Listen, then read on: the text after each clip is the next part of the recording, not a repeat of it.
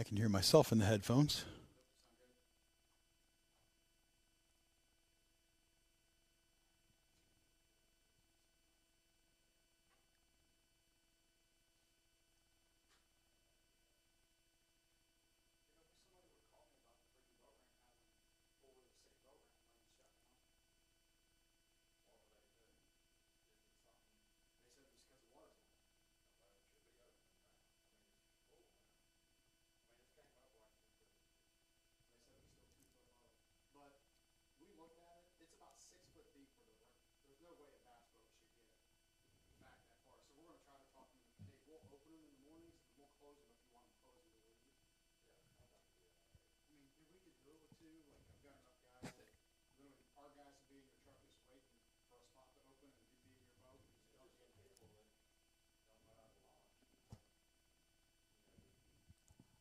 Hey, Jordan, you can come on and take a seat if you would.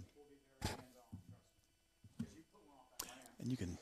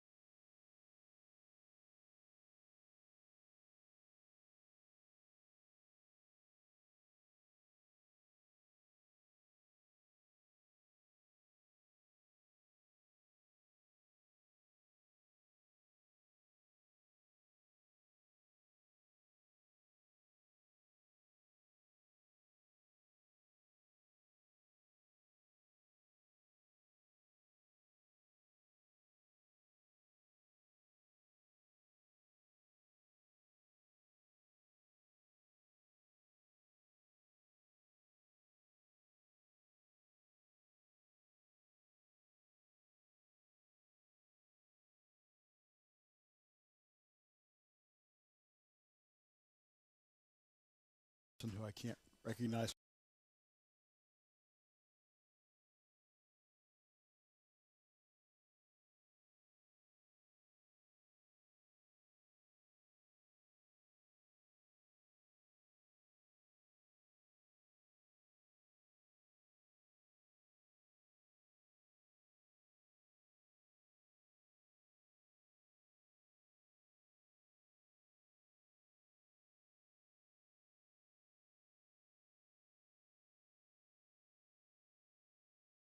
How's the new baby? Awesome.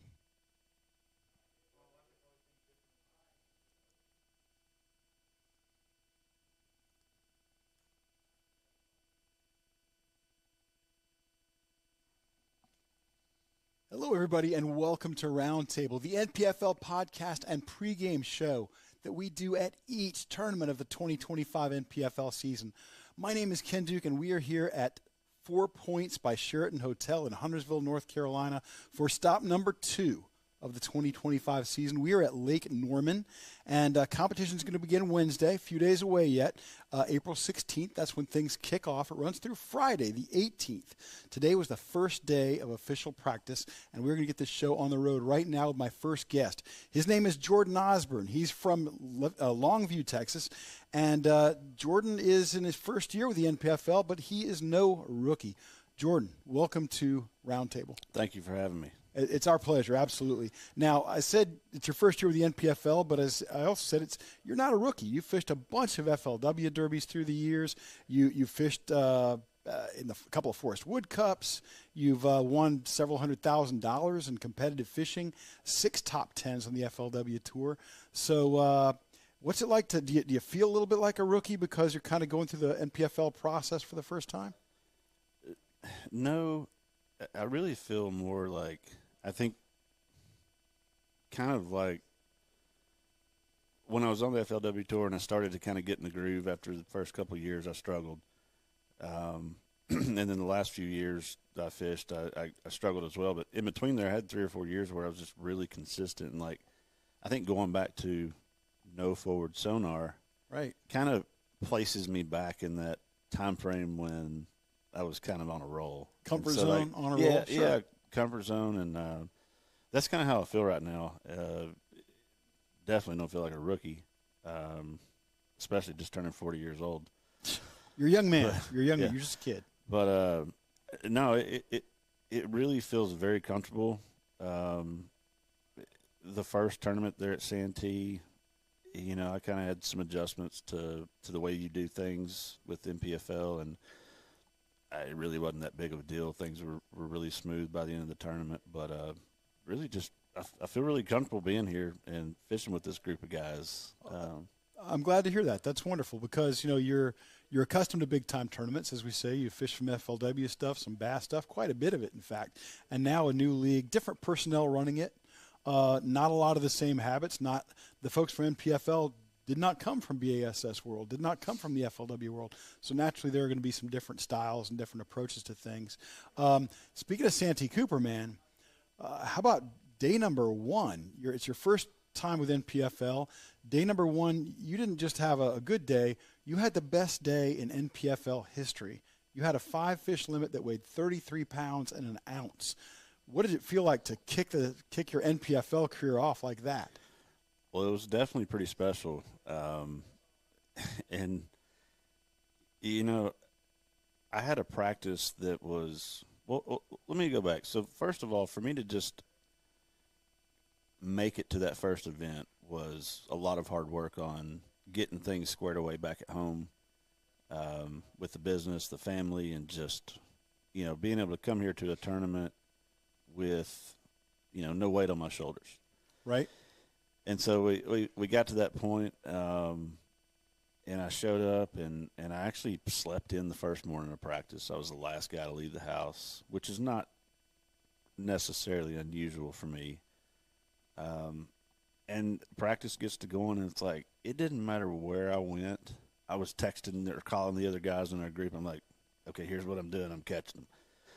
And then 3 hours later, I'm doing something totally different. Here's what I'm doing. I'm catching them. And, I mean, I was zigzagging, bouncing all over that lake and down in Moultrie and Marion both. And it's like I just couldn't go wrong, which as practice went on, it kind of started really kind of messed with me. Practice was so good that I had that feeling of this is too good to be true.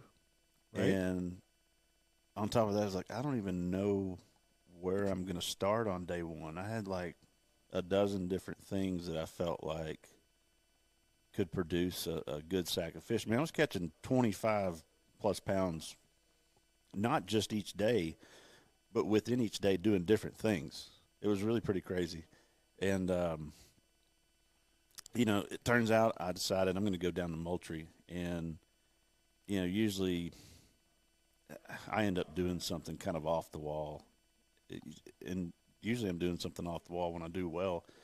I ran all the way down to Moultrie, like south of the hatchery. Okay, Moultrie's the lower lake. Correct. Less cover, less cypress, less standing timber and stuff like that. And it's a smaller lake. It's about half the size of Marion. Yeah. So I'm down. I fished in the hatchery a little bit, about an hour, got a couple bites, and then I ducked out of there, went south of the hatchery and practiced. And there's almost like a rim dike, and it's like got a ditch right there beside it where they dug it out and piled up the dirt and kind of made this dam. And I'm assuming it kind of goes around the lake in various parts, but in that particular area, there's a lot of grass growing in that ditch too. And I just started paralleling that rock, and I was throwing a chatterbait, and it was like dunk, dunk, dunk, dunk. And I remember texting my buddy Cole. I was like, dude, this is, I don't know how, this looks obvious, but nobody else is around here fishing. I was like, this might be the deal. And, it was about an hour, and I think it was a good hour run from takeoff, but, which, is kind of a good thing because it's not like the whole field's going to come running down there. So that's where I started on day one. And, man, I got down there, fished for 2 hours, I didn't have a bite. Let me back you up a little bit. You talked about, getting yourself in that comfort zone so you could leave home and not have those issues kind of in the back of your mind all the time. You talk about getting your work and your business in order. What do you do when you're not fishing tournaments? I have a pawn shop, and that's a business I've been in since I was a teenager. I started my own store 15 years ago, and about 3 or 4 years into it, we actually started selling fishing tackle. Is that right?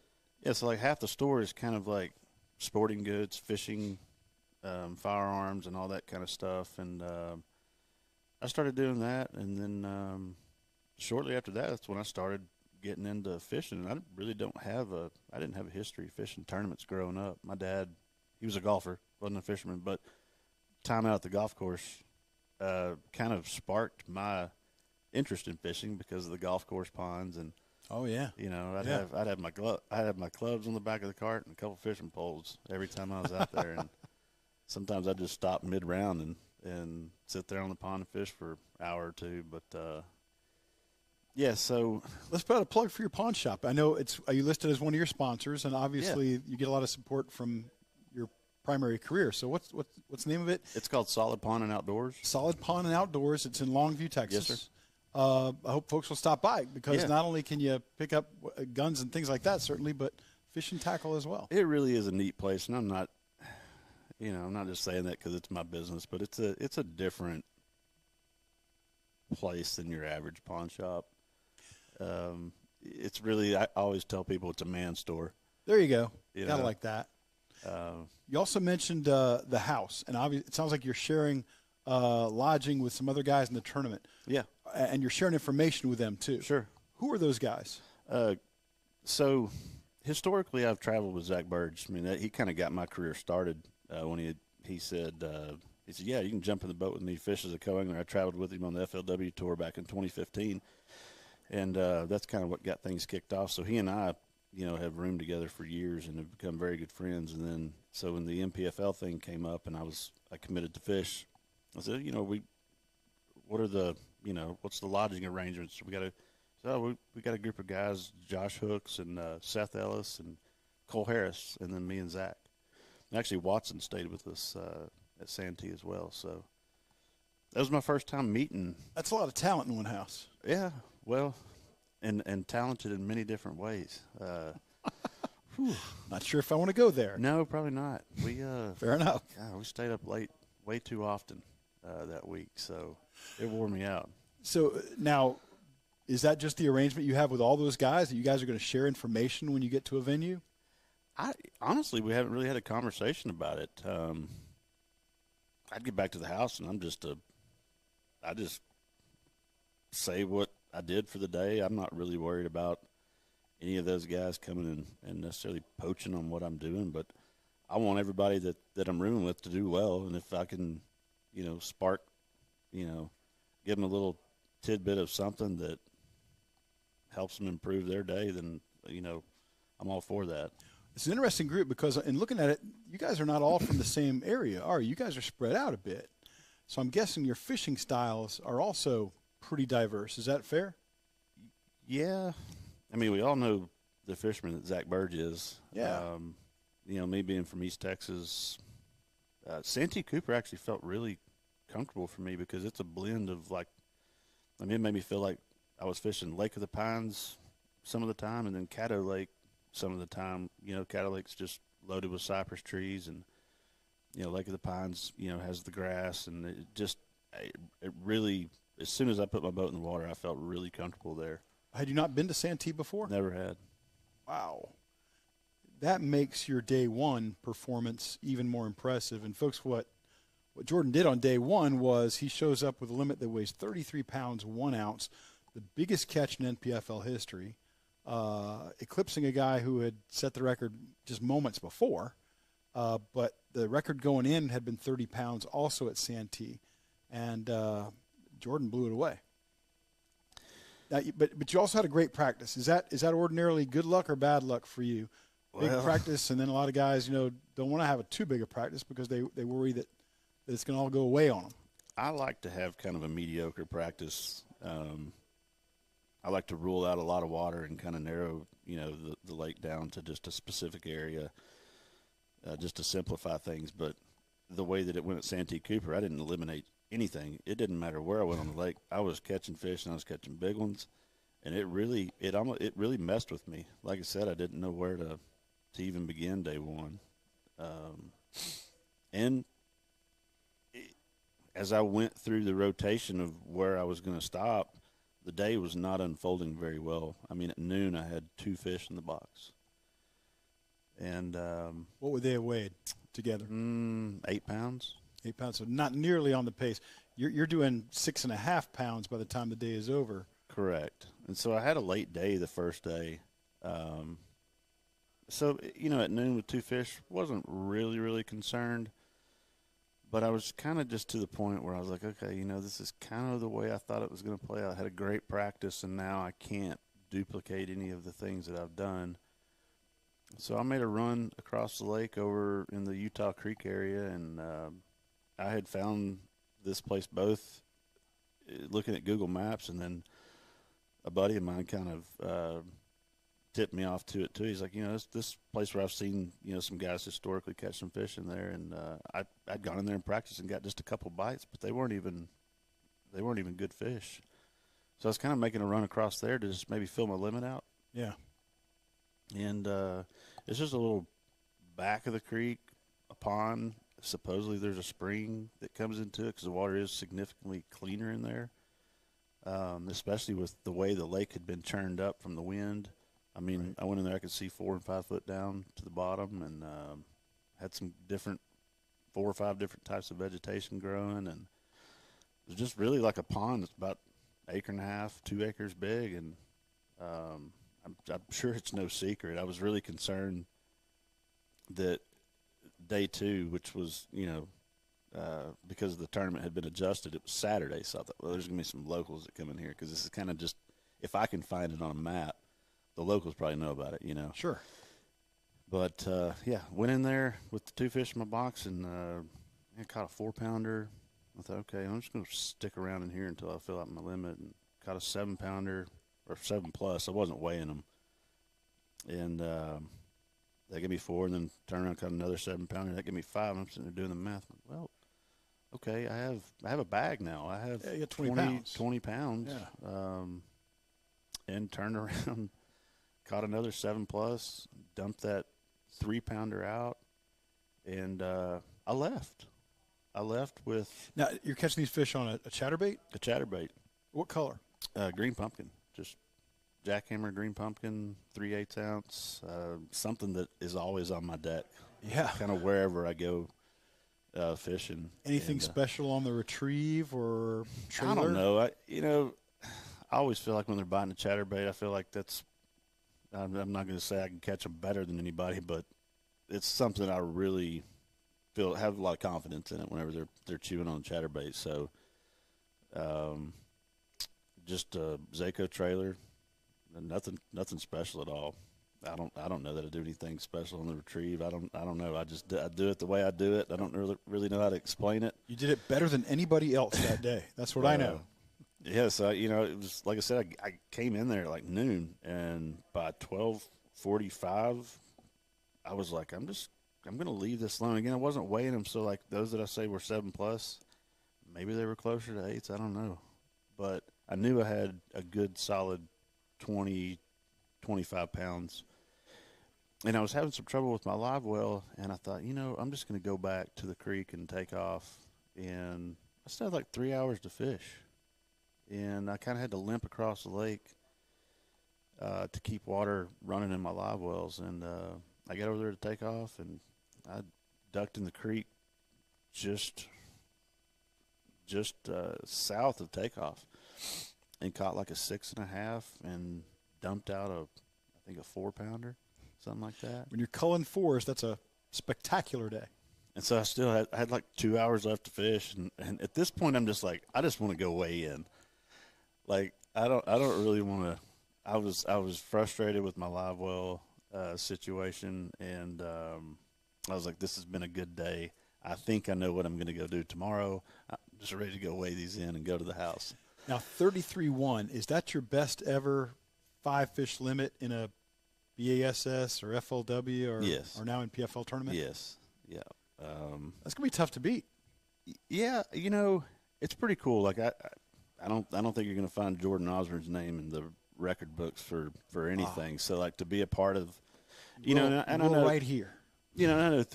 Here's the thing too. Like I know NPFL, we're 5th year, and yeah, it's cool to still be new. I thought it was cool to right out of the gates, no forward sonar, and just mash on them. Oh, old school. I thought it was it was kind of the perfect thing to start the season off for both, not just for myself, but for the league and for the optics of what we're trying to do with no forward sonar. And it's just a bonus to be in the record books, and I think it's a record probably. It's going to get broken, but it could hang around for a little while. It could hang around quite a while. It's not going to get broken this week. Yeah, folks, we're at Lake Norman in North Carolina, and I'm expecting a lot more fish to be caught and weighed in, a lot more. Oh, for sure. But I don't think we're going to see anybody approaching 33.1. I'm expecting a tighter tournament. Yes. A lot more fish catches, as we say, but maybe not the big fish fireworks that Jordan Osburn led the way with, because we're not going to see a 30-pound bag. We're probably not going to see many 20-pound bags. But before we get into that, I want to learn a little bit more about your fishing style. You're a Texas guy, and the Texas guys are invariably good with their soft plastics. They're good with jigs and stuff like that. But if I take the word versatile away from Jordan Osburn and I ask him to describe his fishing style, give me one word that describes your fishing style without saying versatile. Sneaky. Sneaky. What does that mean? I mean, it's always, I've never won one of these big events, but I've been, like you said, I've had some top 10s. I've made some Forest Wood Cups, and generally whenever I'm catching them and I'm up there at the top of the leaderboard, I'm doing something kind of out of the ordinary from what the rest of the guys are doing. To me, that sounds smart. I think that if you want to, if you're fishing for points, you're trying to get your way into a championship or something like that, maybe you've got to conform to what a lot of guys are doing. But to try to do something different seems to me like that probably gives you your best chance to win. Is that fair? Well, yeah, and that's the part that I haven't mastered yet. I've been around the fish that can win one of these events, and I just haven't been able to make it happen over the course of 3 or 4 days. It's something that I'm really, really trying to figure out, and I think eventually I am going to figure that out and win one of these events, hopefully. I'm not betting against you, man. You've already shown you can compete at high level, and I love the sneaky thing. I think that takes you a long way toward hoisting a trophy, is to the understanding that you have to do something a little different. You got to find the fish other guys aren't finding, or present a bait in a way that other guys aren't doing it. Another unfair question for you: what's your favorite lure? It's got to be the ChatterBait, and I mean anybody listening right now, back at the house or friends and family back home would echo that, because it's that's another thing too. Like I'm kind of a one rod guy. Like if I'm catching them on that ChatterBait, I'm not putting it down. I mean, and it's really one of my favorite things to throw. And if I start getting bit on it, it's hard for me to put it away. So let's dig into that. You talk about one rod guy. I'm sure that under different conditions, you're going to have a different combo maybe to throw a chatterbait. But first, let's go to the chatterbait. What's your default chatterbait? Like a 3/8 inch green pumpkin? Yeah, Ounce definitely. Green pumpkin? Yeah, 3/8 jackhammer, green pumpkin, probably another one in more of a bait fish pattern, just white color variation. Zico trailer is your go-to? Mm-hmm. All right. Well, that's not unusual. A lot of guys throwing that. Not a secret there at all. There's some other things in the chatterbait world that are right there in front of everybody's face. I don't necessarily want to speak up about it right now. Holding back on me now, Jordan. Yeah. Holding back. That's fair. That's fair.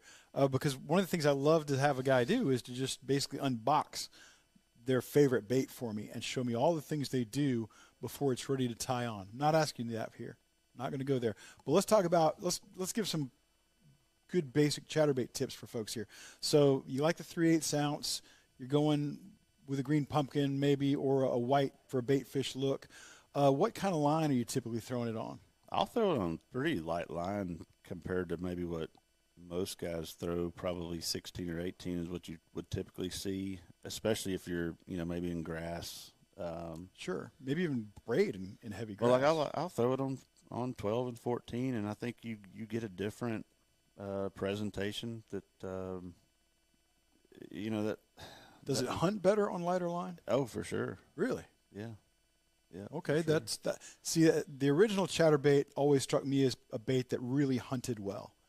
The jackhammer, made with much better components. And I love the folks at Z-Man. Doesn't seem to hunt as much. Of course, the original chatterbait, as you'll well know, came with that little twin tail trailer, and with a small trailer like that, it'll really hunt. Right. But with a Zico or something that big, that takes some of that away. Yeah, but I think one of the things that the jackhammer does that overcomes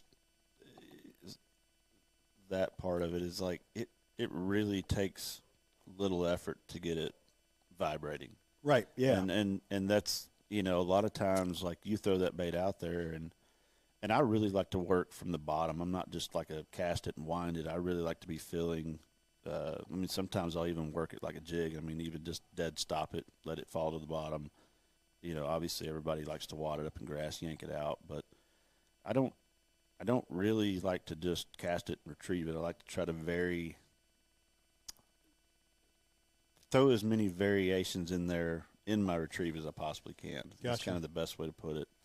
And it generates bites, and that's why I like throwing it. It catches big fish.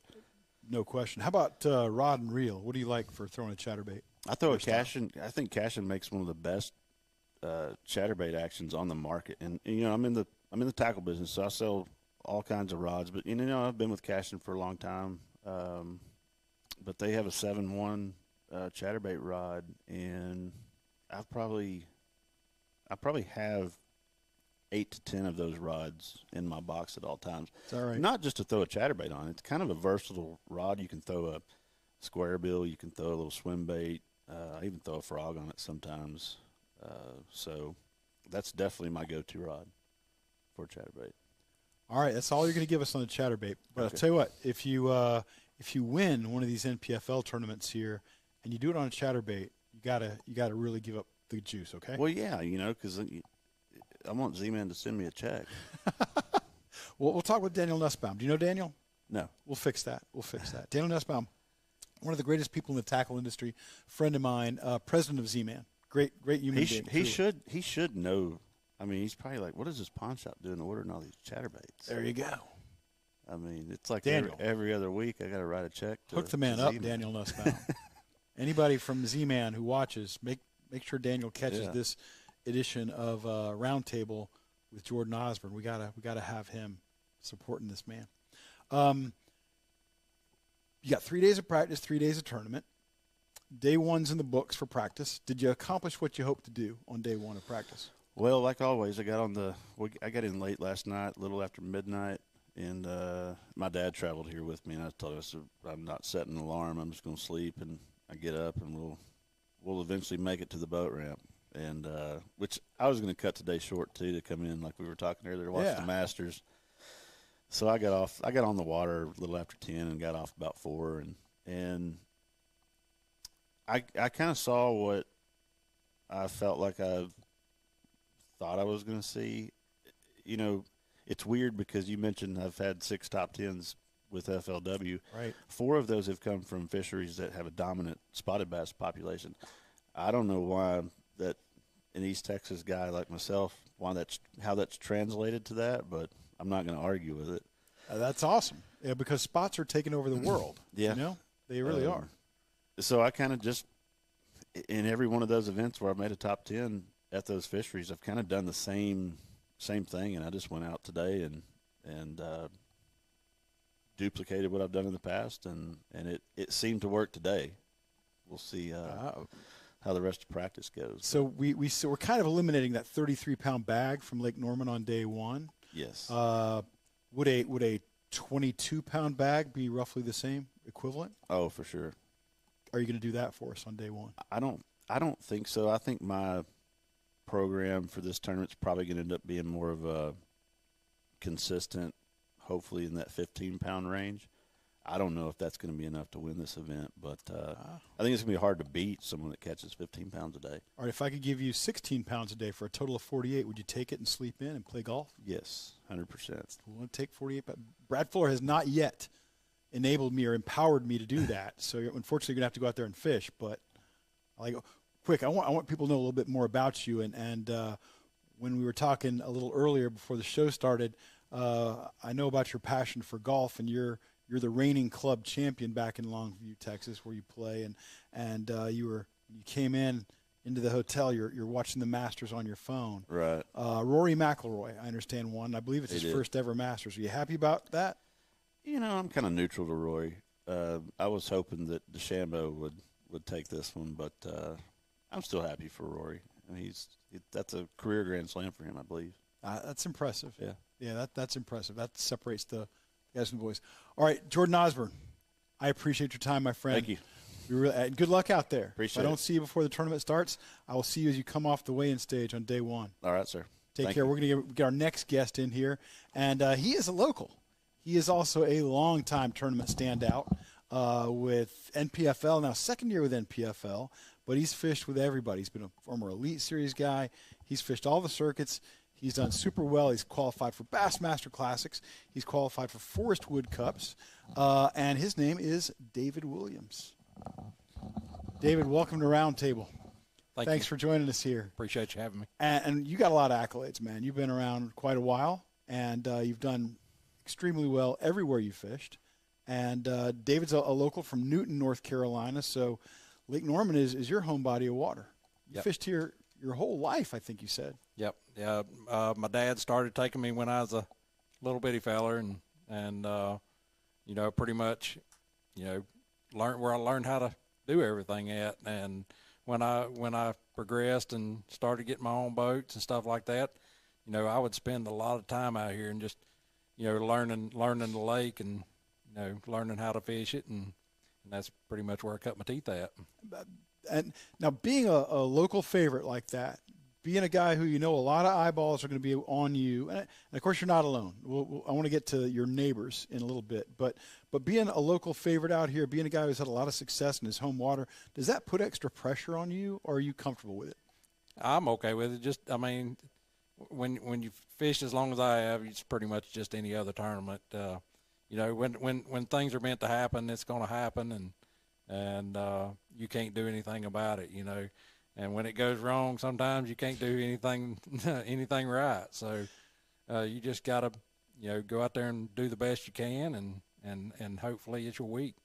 David, I'm excited to have you on the show, not only because I admire you as a professional angler, but also because I figure nobody in the field knows Lake Norman better than you do. I was just talking to Jordan Osburn, and I said to him, if I could give you 48 pounds over 3 days, would you take it and sleep in or go play golf? And he said he would. No. How about you? Would you take 48 pounds? Yeah, I mean, I figure somewhere in the 15-pound a day range would probably win it. Okay, so 45 or so pounds. Yeah, you know, you'll see a guy or two like day one maybe. Somebody's going to come in with maybe a 19, maybe a 20-pound bag. Right. But then the next day there'll probably be more like a 12 or maybe 13. Gotcha. It's hard to back that up because there's some big fish in here. Some 5 and 6 pounders are big fish. Right. Here, typically that'll be your big bass. But if you can get 2 of those in a day or something, I mean, it's hard to back that up though. There's a lot of 2 to 3 pound fish, but getting those 5 and 6s are, is pretty special. If 45 pounds is the winning weight, that means this is almost certainly going to be a super tight tournament. Yeah. It'll be a lot of bags, in that 8 to 12 pound range. So to separate yourself, you got to have one big one. And a big one you think is going to be what, 4.5 plus? Yeah, 4.5 to 5 pounds. To get up into that, cut range probably. Here we are. It's early April or mid-April, I guess, and fish are likely to be in all stages of the spawn. Is that what you're seeing out there?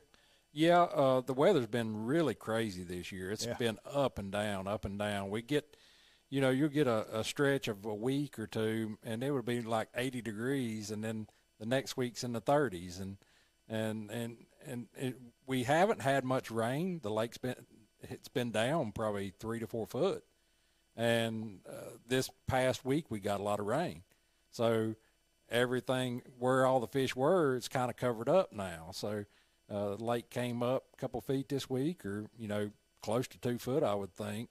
There's a lot of debris on the water. It's a lot cooler now. I feel like that temperature dropped. Well, it's 32, 33 degrees this morning. Yeah, it's cool. Yeah, and it's not supposed. The nights are not supposed to get real warm. I would like to see the nights get into the 50 and 60 degree range. The days are getting warm enough, but the nights are getting cool enough just to back them back, a little bit. So I don't want to put you on the spot. I don't want you to give up too much, obviously, and you're not going to. You're a veteran of the game here. But are you going to be targeting the pre-spawn fish, the spawning fish, the post-spawn fish? What do you think you're going to be going after? Whichever one bites. That's the perfect answer, isn't it? I mean, I'm trying to find there's fish, like you said, in all stages right now. You got parts of the lake that stay really warm because we got some hot water discharges, and a lot of those areas are kind of done. I feel like they kind of spawn early.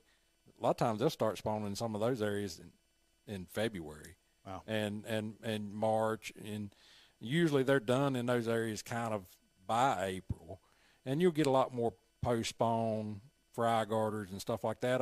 And they'll probably be more aggressive, but they'll probably weigh a little bit less.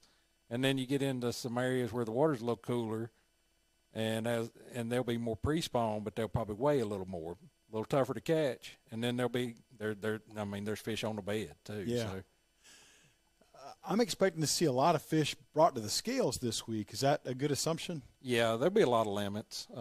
Typically, just catching the size is the problem. There'll be a lot, like I say, a lot of 8 to 12 pound limits. Yeah.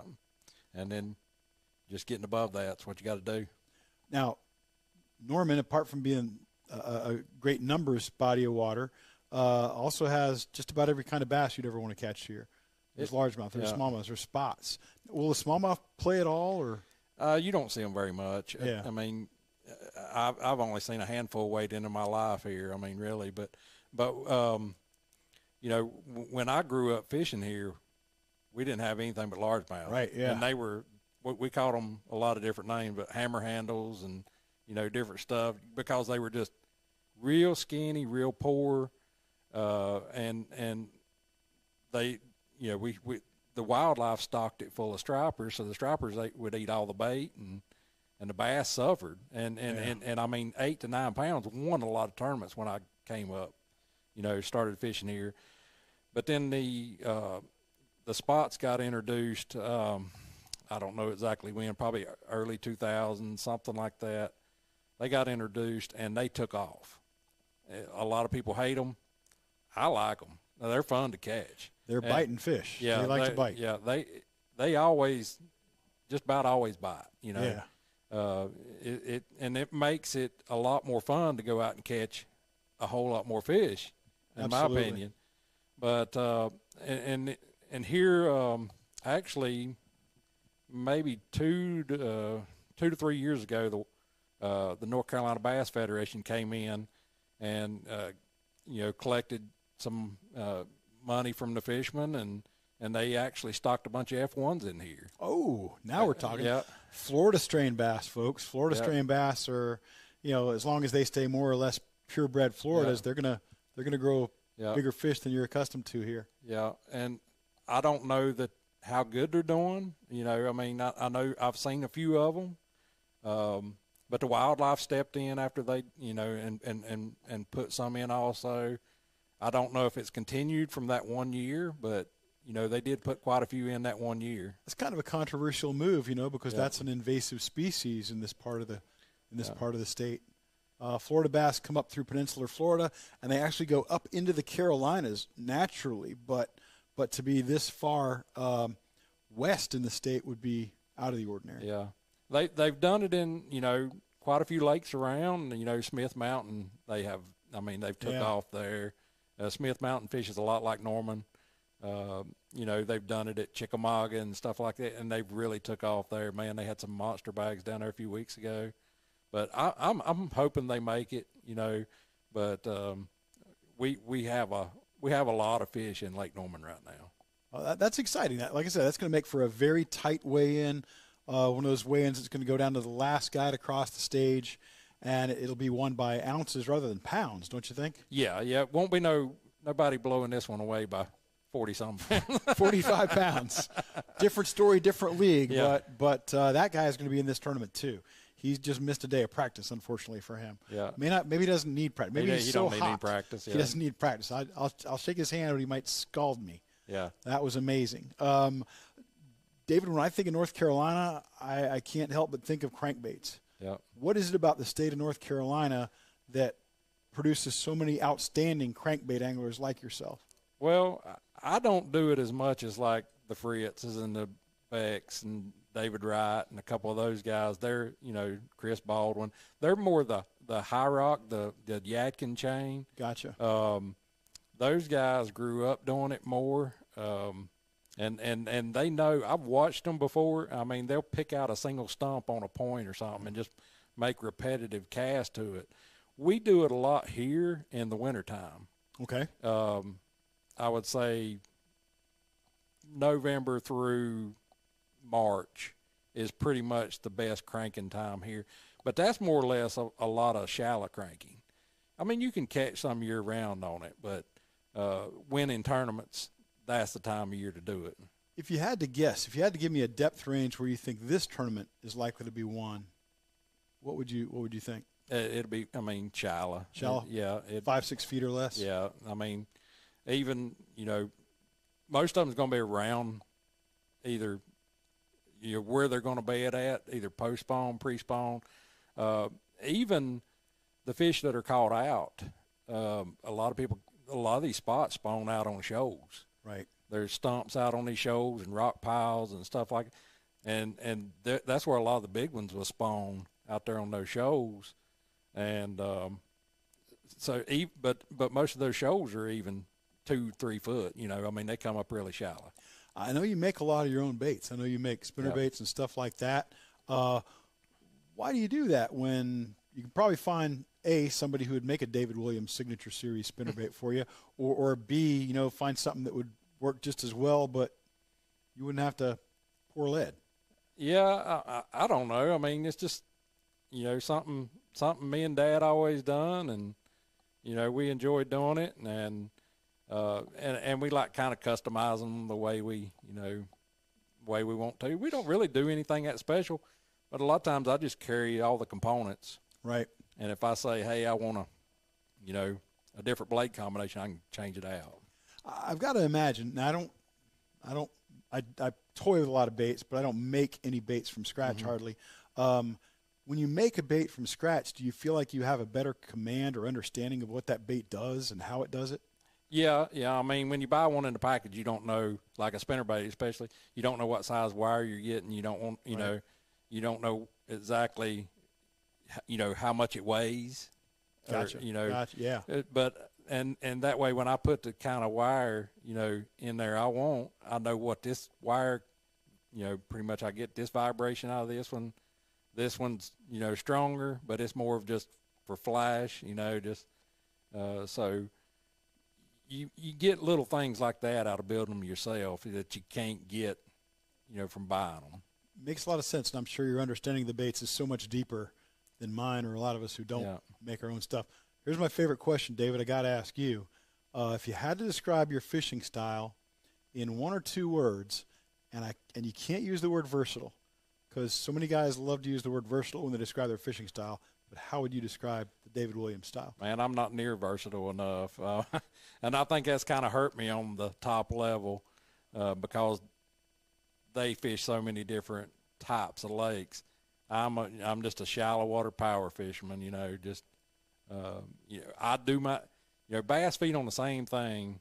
It don't matter if you go up north, in the south, east, west. Right. Bass eat a shad, bass eat a brim, bass eat a crawfish. And somewhere on that lake they're going to eat, the baits I throw. If they not, I probably just ain't going to catch them. I think you're a lot more versatile than you're giving yourself credit for here. Kind of a related question. You have so much experience on this body of water. You still have 2 days of practice left, and I'm sure you're going to unlock some good stuff between now and then. But how many rods and baits do you think you're going to start with on your deck come day one on Wednesday? I hope it's just one. you ever get that dialed in where it's just one? Yeah. Wow. Yeah. If I got one rod out there, you're in trouble. Yeah, I guess so. But if I got 10 or 12 out there, it's probably not good for me. Is that the best tell for David Williams, how many rods he's got on the deck? Yeah.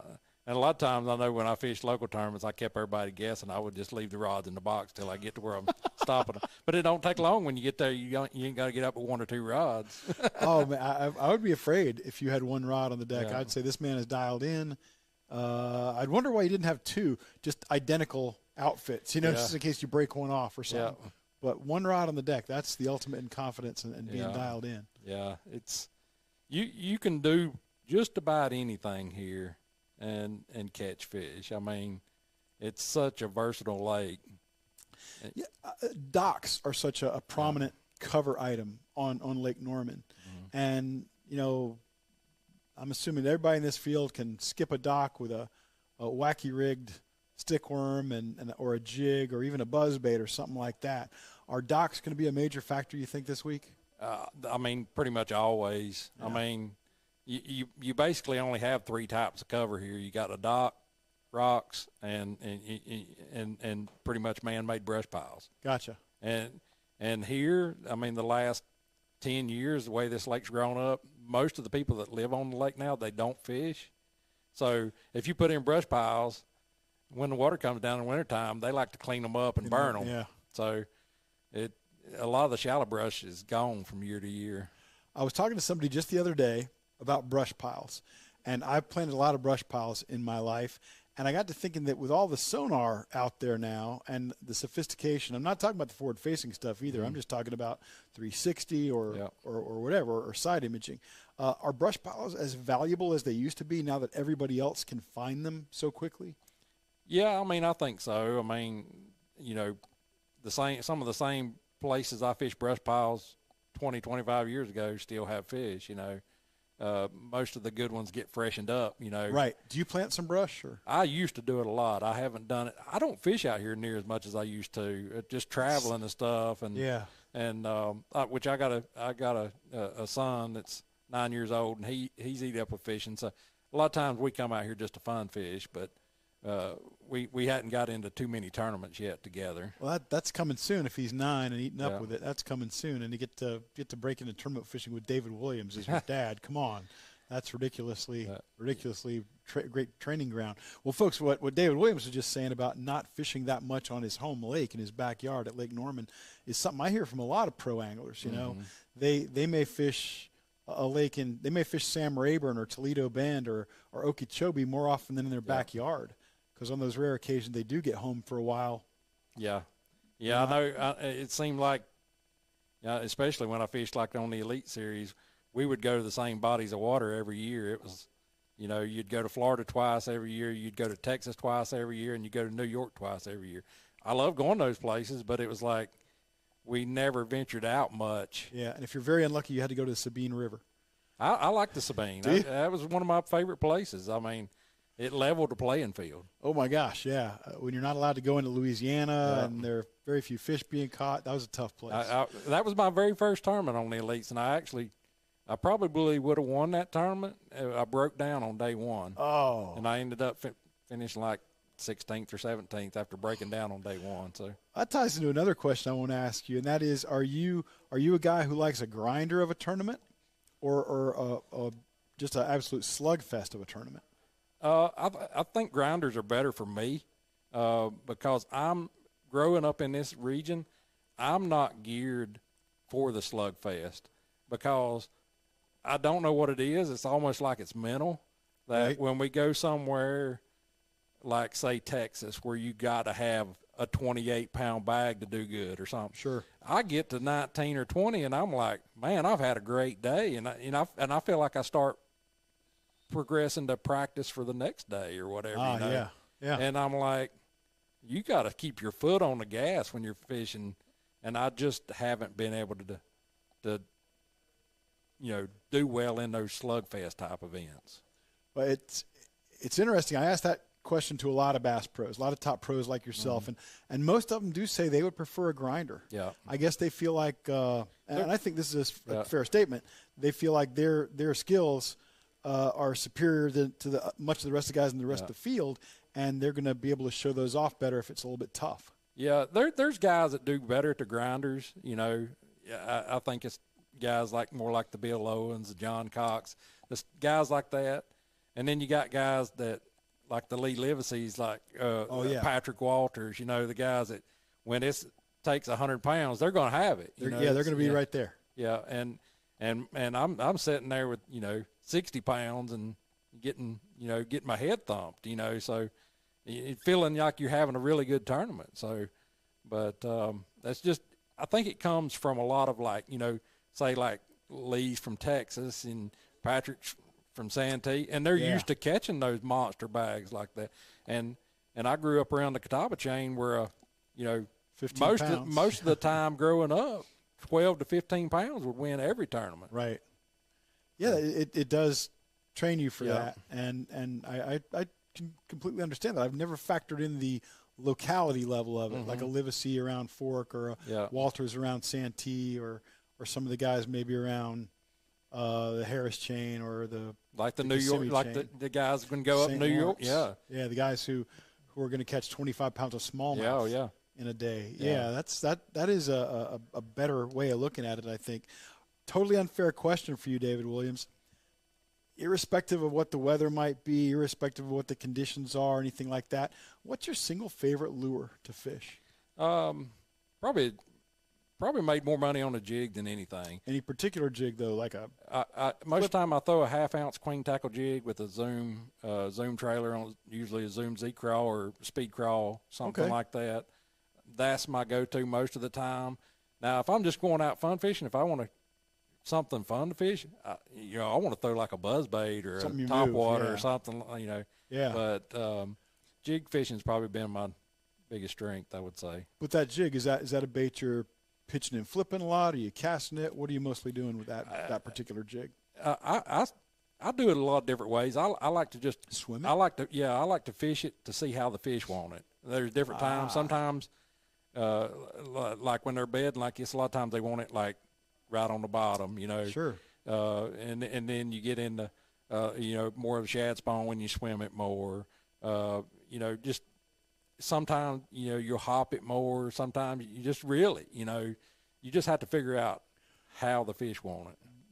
This is just a silly observation on my part. I'm about 10 years older than David. I'm in my early 60s. And when I was a kid, man, the jig was not considered a versatile lure. Yeah. When the water temperature got above about 60, you were supposed to put it away. Yeah. And that's just crazy, and that's absolutely the opposite of what guys like you have taught us. That jig is perhaps the most versatile lure you got. Yeah, yeah. And I mean, I catch them everywhere I go on it. I mean, I may not catch enough to win on it, but I remember one of the first couple times, like, say, going to New York, St. Lawrence River and stuff, and all you heard about was people fishing a tube and a drop shot. And I tried to do that, and I would finish like dead last. And I was like, I couldn't do it. You know, I just couldn't catch them like that. And then I was like, well, one day I just got up there and started, you know, fishing the jig and fishing my way. And I was like, I started catching them. And it's like, they'll bite it up here too. They'll bite a crawfish, you know. That's a great piece of advice, I think, generally, is if you go someplace and fish your strengths, you're probably not going to go too far wrong. Yeah. I mean, I'm not catching enough usually to win up there, but I'm being competitive more than I was doing what everybody else does. Now, it sounds like you take that one jig and you do a lot of different things with it. What do you throw it on? What size line are you typically throwing it on? And tell us about your rod-reel combo.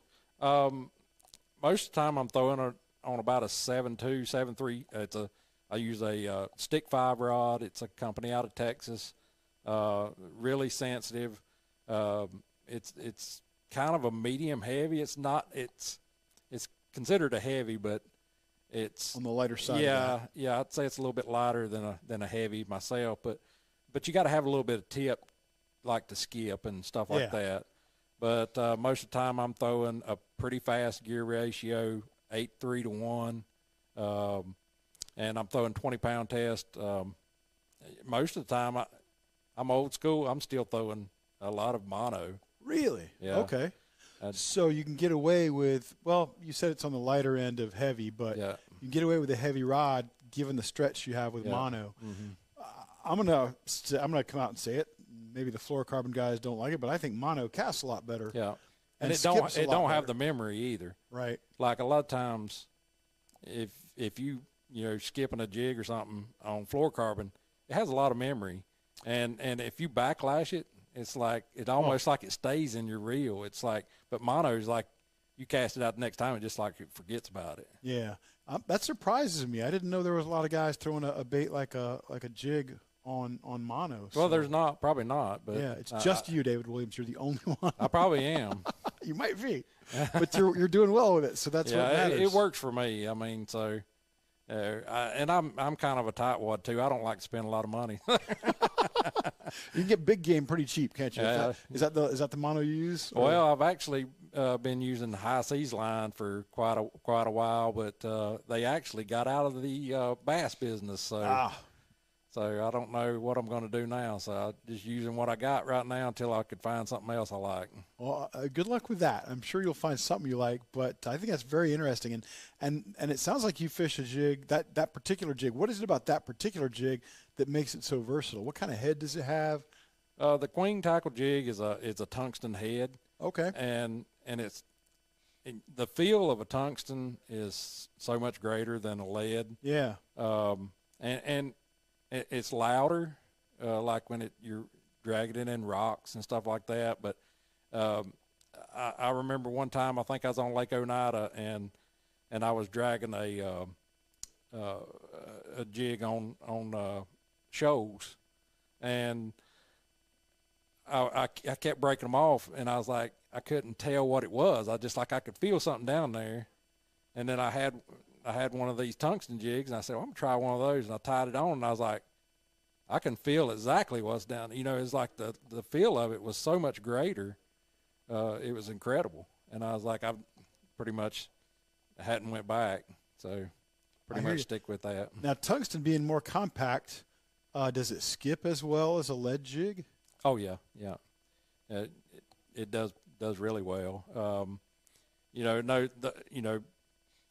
Which I really don't have a problem skipping any of them. It's just it's getting in a rhythm. But you're beyond really good. Well, you do one thing for so long, and if I walk out to your boat on Wednesday morning, day one here at Lake Norman in just a few days, and I see one rod, and it's your stick 5, 7.2, I think you said, heavy, and you got a black and blue queen tackle jig with a Zoom trailer on it, and that's the only rod on your deck.